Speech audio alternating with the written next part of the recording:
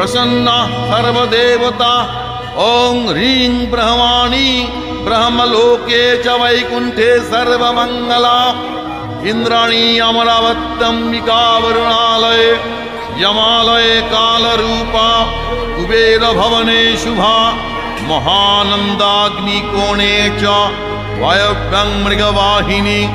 नैऋत्यां रक्तदन्ता च ऐशान्यां शूलधारिणी पतले वैष्णवी रूपा सिंहले देवमोहिनी सुरसा च मणिदीपे लङ्कायां भद्रकालिका रामेश्वरी सेतुबन्धे विमला पुरुषोत्तमे विरजा औड्रदेशे च कामाख्या नीलपर्वते कालिका वङ्गदेशे च अयोध्यायां महेश्वरी वाराणस्याम् अन्नपूर्णा गया क्षेत्रे गयेश्वरी